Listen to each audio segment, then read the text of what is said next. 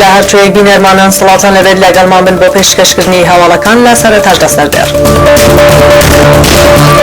سەرۆکی حکوومەت ڕایگەیاند کاروانی خزمەتگوزاری بۆ ئیدارەی سۆران بەردەوامی دەبێت. سەرۆک بارزانی پێشوازی لە نێردەی تایبەتی سکرتێری گشتی ڕێکخراوی نەتێگرتووەکان بۆ عێراق کرد. یەکەم هاوڵاتی عێراقی لە مەککە بەهۆی جەڵتەوە گیانی لەدەستدا.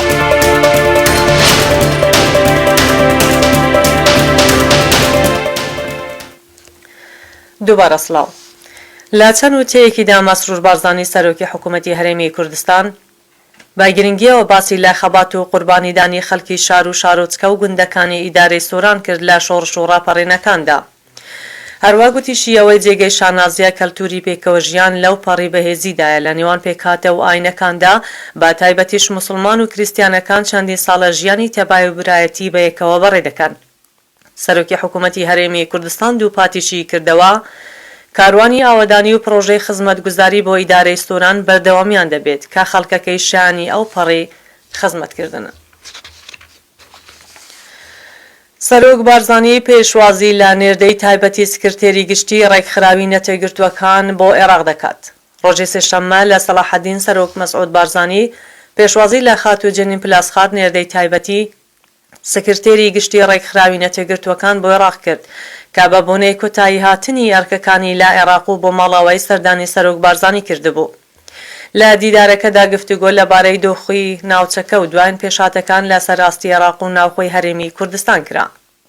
هەر لەو دیدارەدا سەرۆک بارزانی سوپاسی ئەرکوماندووبوونی خاتووجەنین پلاسخاتی کرد و پێزانینی بۆ ئەو ڕۆلە باشە هەبوو کە لە ماوەی کارکردنی لە عێراقدا بە مەبەستی یارمەتیدانی سەقامگیری عێراق و لە یەک نزیکردنەوەی لایەنەکان و چارەسەرکردنی کێشەکان گیراویەتیە و هەروە هیوای سەرکەوتنی بۆ خواست لە ئەرکوکاری تازەیدا.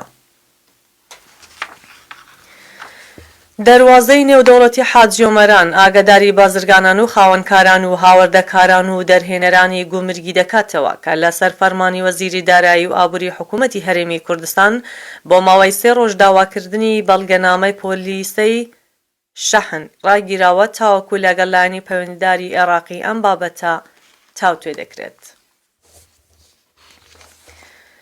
پێگەی هەواڵی عێراقی بڵاوی کردەوە یەکەم هاوڵاتی عێراقی دوای گەشتنی بە مەککە گیانی لەدەستدا. مەهدی لەتیف تەمەن 81 ساڵ دانیشتووی بەغدا دوای گەشتنی بە مەککە دۆخی تەندروستی تێک دەچێت و لە نەخۆشخانە گیان لەدەست دەدات. پێگەی هەواڵی عێراقی ئاشکراشی دەکات کە بەهۆی جەڵتەی دڵەوە هاوڵاتی عێراقیەکە گیانی لەدەستداوە. بە مەبەستی بەجێهێنانی فەریزەی حەج تا دوێنێ زیاتر لە 18,000 عێراقی گەیشتونەتە سعودیە و ڕۆژانی داهاتووشدا گەشتکردنی هاوڵاتیان لە کوردستان و عێراق بۆ ئەم مەبەستە بەردەوام دەبێت. لە کۆتاییدا ساتێک بەر لە ئێستا لە قەزای ڕواندز ڕێزان عەبدولواحید بەهۆی تەزووی کارەباوە گیانی لەدەستدا و بڕیارە لە مزگەوتی حاجی عەبدوڵڵا نوێژی لەسەر بکرێت و لە گۆڕستانی گەردەگەرد بە خاک بسپێردرێت.